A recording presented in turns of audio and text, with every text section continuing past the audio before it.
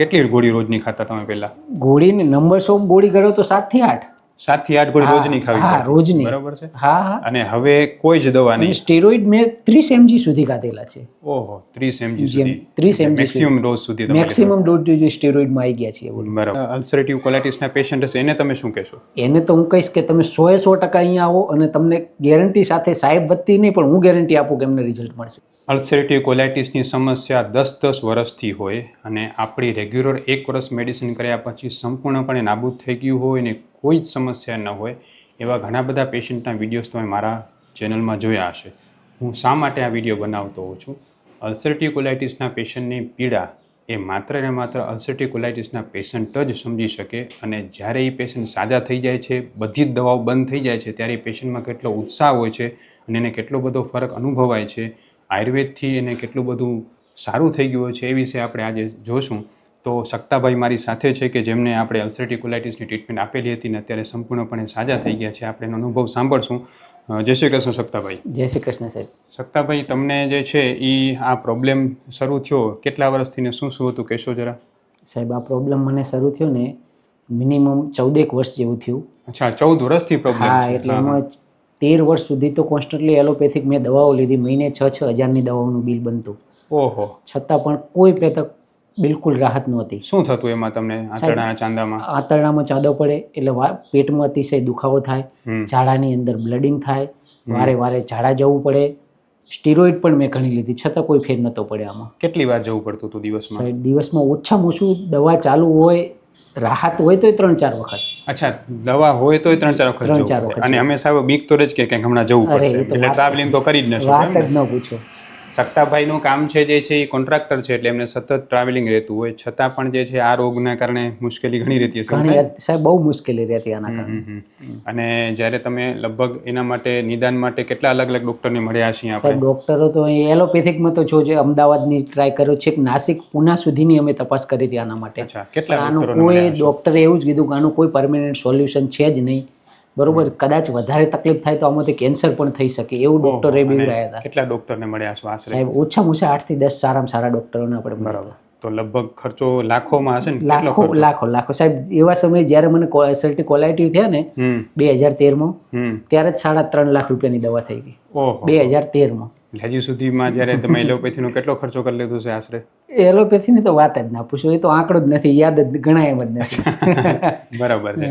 અને જ્યારે તમે આપણી હોસ્પિટલની જાણ તમને કઈ રીતે થઈ હતી? સાહેબ, વિડીયો જ જોઈને, આ રીતે વિડીયો જોયો તો યુટ્યુબમાં, એના દ્વારા જ મને જાણકારી મળી. બરાબર છે. અને જે વિડીયોમાં જેમ અલ્સરેટિવ કોલાઇટિસના પેશન્ટ જેટલું સારું થતું હતું એને જેટલો ફાયદો થઈ ગયો તો તમને તો થઈ જ ગયો એટલું જ સારું થયું? સાહેબ, મને તો એવું થયું કે મારું પેટ અત્યારે એવું છે કે જેમ બાળક જન્મીને જે પેટ હોય ને એવું નિરોગી પેટ, સાવ નિરોગી પેટ થઈ ગયું છે. બરાબર છે. તમે ક્યારે ધાર્યું હતું કે આયુર્વેદમાં તો સારું પરિણામ મળે? આયુર્વેદનું મને આશા હતી કે રિઝલ્ટ મળી શકશે પણ આટલું સારું ને આટલું ઝડપી રિઝલ્ટ મળશે એવી મેં કલ્પના નહોતી કરી. હા, તમને એમ લાગે ને કે આખી જિંદગી બદલાઈ ગઈ? એટલે બદલાઈ ગઈ એટલે ટૂંકમાં નવેસરથી જિંદગી મળી ગઈ. બહુ ભયંકર પ્રશ્ન હતો કોલાઇટિસનો. હા, બરાબર છે. હું ડૉક્ટર વિશાલ પંડ્યા એક MD આયુર્વેદ ડૉક્ટર છું. મેં મારો 10 વર્ષ સુધીનો MD આયુર્વેદનો અભ્યાસ જામનગરની વિશ્વ પ્રસિદ્ધ આયુર્વેદ કોલેજમાંથી કરેલો છે. 2011થી એટલે કે છેલ્લા 13 વર્ષથી હું ગાંધીધામ કચ્છ ખાતે NABH માન્યતા પ્રાપ્ત પંચકર્મા આયુર્વેદ હોસ્પિટલ ચલાવું છું.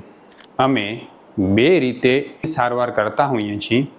સૌથી પહેલાં તો કચ્છ કે એની આસપાસના દર્દીઓએ હોસ્પિટલમાં રૂબરૂ બતાવવા માટે આવવું અને બીજું કચ્છથી દૂર રહેતા દર્દીઓ માટે ઘર બેઠા ઓનલાઈન દવા પણ મંગાવી શકે છે. વધુ માહિતી માટે નીચેના નંબર ઉપર હાય લખીને વોટ્સએપ કરો એટલે તમને ફીસ કેટલી છે, કોર્સ કેટલો કરવો પડશે વગેરે માહિતી વોટ્સએપમાં મોકલી આપશું. એટલા બધા સમયથી હેરાન હતા તો તકલીફમાં કેવા લક્ષણો જોવા મળતા તમને?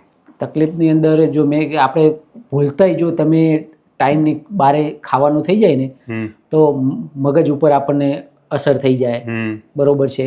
પછી બ્લડિંગ એ થઈ જાય ને ઝાડા થઈ જાય, માનસિક મગજ ઉપર એ બહુ અસર. થાક નબળાઈ બહુ લાગતી. થાક નબળાઈ તો અતિશય. એ તો CBC ક્યારેય જે ચાલુ હતું ત્યાં સુધી 8-9થી વધારે થયું જ નથી.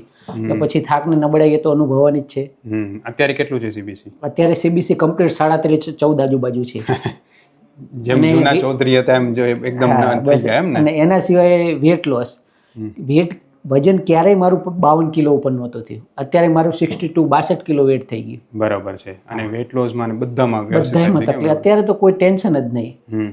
તો ત્યારે તમે જે પ્રોબ્લેમ હતી જ્યારે ડૉક્ટરને મળતા, ડૉક્ટરે કોલોનોસ્કોપી કરીએ છીએ અવારનવાર, બરાબર? વાર 6 મહિને કોલોનોસ્કોપી બરાબર. કરતા. તો દર વખતે ડૉક્ટરો તમને શું જણાવતા? એ જ જણાવતા કે ભાઈ આમાં થોડી ઘણી રાહત છે, દવા લ્યો, દવાથી સાવ તો નહીં ફરક પડે, બરોબર છે, પણ થોડી ઘણી તમને રાહત મળશે.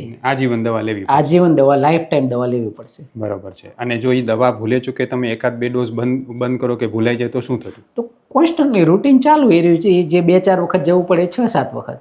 ઓહો, બરાબર. અને પેટમાં આટીને દુખાવો એ થાય? તો સતત નોર્મલી થોડું ઘણું તો આપણે કોઈ પણ કામ કરતા હોય ને એટલે સતત પેટ બાજુ ધ્યાન તો રહે જ કે ભાઈ અંદર કંઈક છે. અને પછી જ્યારે આપણે અહીંયા આવ્યા ને આપણે પીછાબસ્તીની સારવાર કરી, બરાબર છે, અને કોન્સ્ટન્ટ આપણી 6 થી 8 મહિના રેગ્યુલર મેડિસિન્સ થઈ, બરાબર છે. હવે અત્યારે તમને કેટલા ટકા ફરક લાગે છે ને તમે શું અનુભવો છો? અત્યારે સાહેબ હકીકત તો ફરક તો 100% કંઈ પેટમાં છે જ નહીં. ટૂંકમાં સાવ નોર્મલ પેટ થઈ ગયું છે. કંઈ પેટમાં કોઈ તકલીફ ન હોય, જેવું નોર્મલ હોય એવું નોર્મલ પેટ થઈ ગયું. અત્યારે એલોપેથીની આપણી દવાઓ તમે મારી પાસે આવ્યા ત્યારે તમારી દવાઓ ચાલુ હતી, એ હવે કેટલા ટાઈમમાં બંધ થઈ ગઈ હતી દવાઓ બધી? બંધ તો અત્યારે તો છેલ્લા 6-8 મહિનાથી તો બિલકુલ બંધ છે. એકે દવાઓ લઈ ક્યારેય નહીં. સ્ટીરોઇડ્સ ને બધું બંધ થઈ ગયું. શરૂઆતમાં સ્ટીરોઇડ ચાલુ હતા, ધીરે ધીરે સ્ટીરોઇડ બંધ કર્યા, પછી ધીરે ધીરે બીજી મારા એઝોરોન 50ની દવા ચાલુ હતી, ધીરે ધીરે બંધ કરીને છેલ્લા 8 મહિનાની તો જરૂર જ નથી પડી. બરાબર છે. હવે સક્તાભાઈના માધ્યમથી હું લોકોને જણાવવા માગું છું, આયુર્વેદમાં જે તાકાત છે એ આપણે હજી સમજ્યા નથી. આયુર્વેદ જે છે એ શું કરે છે, આંતરડામાં જે ચાંદા છે ને પડવાના મુખ્ય 3 કારણો છે. સૌથી પહેલી પેટની ગરમી, બીજું તો કે પાચન શક્તિની નબળાઈ, ને ત્રીજું ટેન્શન અને ચિંતા. આપણે 3 ઉપર કામ કરીએ છીએ. પેટની ગરમી ઓછી કરી એટલે ચાંદામાં રૂઝ આવવા માંડે, પાચન સુધારી એટલે પેશન્ટનું વજન વધે, ખોરાક પચવા માંડે, શક્તિ આવવા માંડે, અને સાથે સાથે આપણે કરીએ છીએ સ્ટ્રેસ મેનેજમેન્ટ, જેથી પેશન્ટને સ્ટ્રેસને કારણે પણ આ વસ્તુ વધે નહીં. આપણે સક્તાભાઈને બધી મેડિસિન્સ અને ટ્રીટમેન્ટ એના માટે જ આપી કે જેથી આંતરડામાં રૂઝ આવે. રૂઝ આવશે તો ને તો જ જે છે એ સંડાસમાં લોહી પડવાનું બંધ થશે, સંડાસમાં દુખાવો બંધ થશે, એમાં આંતરડામાં રૂઝ આવશે તો જે છે રસી આવવાનું પણ બંધ થશે. એટલે આખી જે છે આ ટ્રીટમેન્ટ આંતરડાના ચાંદાના રૂઝ ઉપર કામ આપણે કરીએ છીએ, અને એના માટે જ આપણે પીછાબસ્તી અહીંયા કરાવીએ છીએ. સક્તાભાઈ, તમને જે પંચકર્મની પીછાબસ્તી કરાવી તેને તાત્કાલિક રિઝલ્ટ લાગતું એમ લાગતું કે કરાવતા ત્યારે? ના સાહેબ, એવા સમયે તો શું પીછાબસ્તી એમ એના માટે થઈને મને કોઈ એટલો બધો કોઈ ઝાઝા આઈડિયા નહોતો.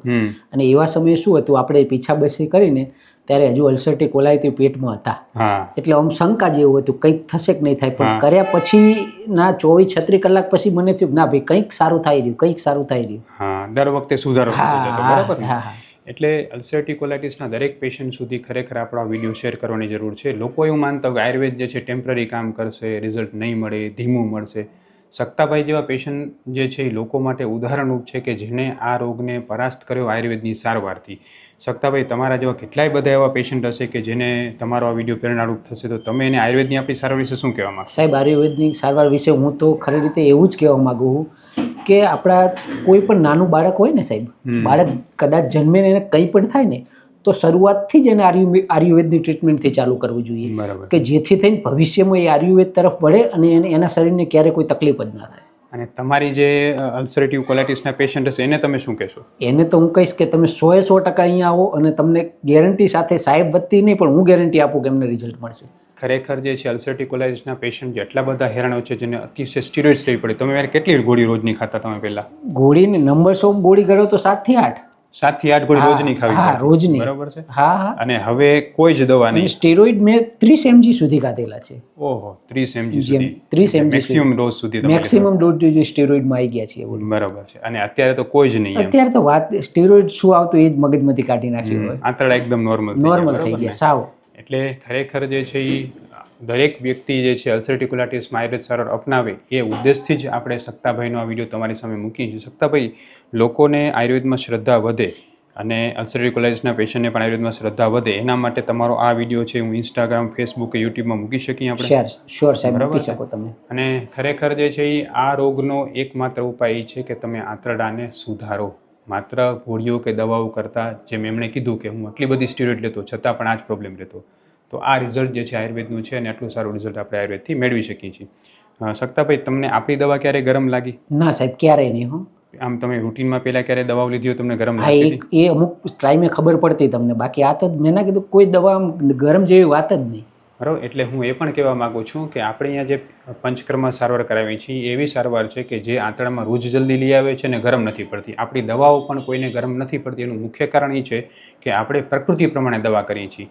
લોકો એવું માનતા હોય તમે કોઈ પણ જગ્યાએ આયુર્વેદ સારવાર લ્યો છો, પછી તમે કોઈ હોસ્પિટલમાં લ્યો, કોઈ મેડિકલ સ્ટોરમાંથી લ્યો, તમે કોઈ ડૉક્ટર પાસેથી લેતા હો, પણ જો તમને દવા ગરમ પડે છે તાત્કાલિક એ દવા બંધ કરો, તમને મોટું નુકસાન થઈ શકે છે.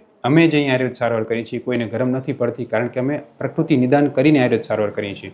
એટલે જે વ્યક્તિ ગુજરાતમાં એમ માનતા હોય કે અમને દવા ગરમ પડે છે આયુર્વેદની, તો એ લોકો અમારો સંપર્ક કરી શકે છે. અમે ઓનલાઈન અને ઓફલાઈન બંને રીતે દવા કરતા હોઈએ છીએ. અને અમારું પંચકર્મ પણ દિવસે દિવસે સતત સુધારો આપે છે. તમે કોઈ પણ જગ્યાએ પંચકર્મ સારવાર પણ કરાવી, પીછાબસ્તી પણ તમે કરાવો તો ખાસ એ ડૉક્ટરને પૂછો કે આનાથી મને રોગ વધી નહીં જાય ને, મને નબળાઈ નહીં આવે ને, અને રોગ કેટલો ઝડપથી દૂર થશે. અમે અહીંયા પીછાબસ્તી કરાવીએ છીએ, એમાં એટલું સરસ રીતે રિઝલ્ટ મળતું હોય છે કે દર પીછાબસ્તીથી પેશન્ટને જલ્દી રિઝલ્ટ મળતું, એવું લાગે ને તમને કે દર વખતે સુધારો થતો જાય, બરાબર ને? એટલે આ ખાસ અગત્યની વાત છે કે લોકો સુધી આપણે પહોંચાડવી જોઈએ. તમે ઓનલાઈન કરાવતા ઓફલાઈન કરાવતા હો, પણ કોઈ પણ જગ્યાએ આયુર્વેદ સારવાર કરાવો એ જુઓ કે ડૉક્ટર પાસે BMS કે MDની ડિગ્રી છે કે નહીં, તમારા જે રોગ મટાડેલા હોય એની પાસે અનુભવ હોવો જોઈએ. બધું જોયા પછી જ જો આપણે આયુર્વેદ સારવાર કરીએ તો આયુર્વેદનું પણ સારું લાગે ને આપણે પણ ઝડપથી સારા થાય. સક્તાભાઈ, ખૂબ ખૂબ ધન્યવાદ. બરાબર છે, તમે જે રિઝલ્ટ મેળવ્યું અલ્સરેટિવ કોલાઇટિસમાં એ ખરેખર લોકો માટે જે છે પ્રેરણારૂપ છે. ના ના, થેન્ક યુ, આભાર સાહેબ. જય શ્રી કૃષ્ણ. જય શ્રી કૃષ્ણ.